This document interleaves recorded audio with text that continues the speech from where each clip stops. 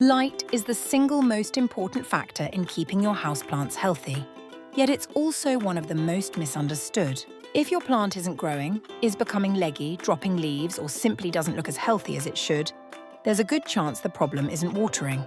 It's light. Today, we're going to explain exactly how to tell if your houseplants are getting enough light, how different windows affect your plants, and the simple signs that tell you when something needs to change. Let's get started. 1. Why light matters so much. Plants don't eat food like we do. They make their own food using sunlight through a process called photosynthesis. Without enough light, your plant simply can't produce enough energy to grow properly. Instead, it begins to survive rather than thrive.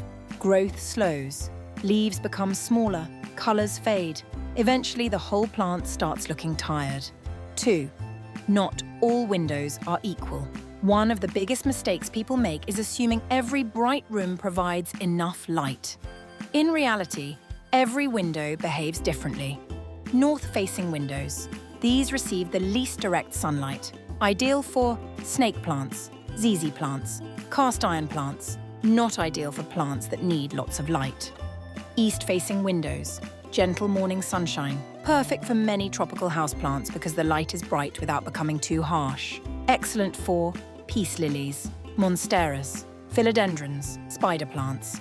South-facing windows, usually the brightest location in UK homes. Fantastic for cacti, succulents, string of pearls, jade plants. Some tropical plants may need moving slightly back from the glass during summer.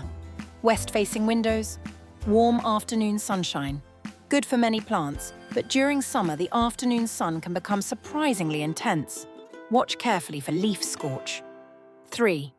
What does bright indirect light actually mean? This is probably the most confusing phrase in plant care. Bright indirect light simply means your plant can see the sky, but the sun's rays aren't shining directly onto its leaves for long periods. Think of a bright room, close to a window, behind a sheer curtain, slightly back from a sunny window. Bright doesn't always mean direct sunshine. 4. Signs your plant needs more light. Plants are very good at telling us what they need. Watch for long stretched stems, large gaps between leaves, pale foliage, slow growth, smaller new leaves, leaning towards the window. If you notice these signs, gradually move the plant somewhere brighter. 5. Signs your plant has too much light. Too much light causes different problems. Look out for brown crispy patches, bleached leaves, curled leaf edges, dry scorch marks, leaves fading in color.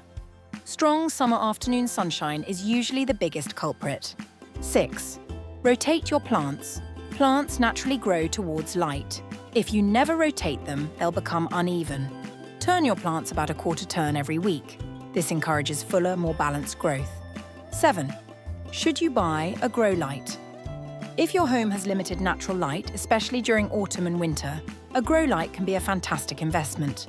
They're especially useful for dark rooms, north-facing homes, shelves away from windows, winter plant care. You don't always need one, but if your plants never receive enough natural light, they can make a huge difference. 8. Small changes make a big difference. You don't always need to move your plant into another room.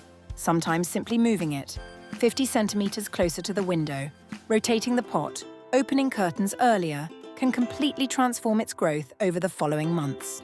Observe your plants. They're constantly telling you how they're feeling. If your houseplants aren't thriving, don't automatically blame your watering routine. Start by looking at the light. It influences almost every aspect of plant health. Get the light right, and everything else becomes much easier. If you found this guide helpful, don't forget to like, subscribe, and join us for more practical houseplant advice here at the Plant University. Next time, we'll tackle one of the biggest myths in houseplant care. What does bright indirect light actually mean? I'll see you in the next video.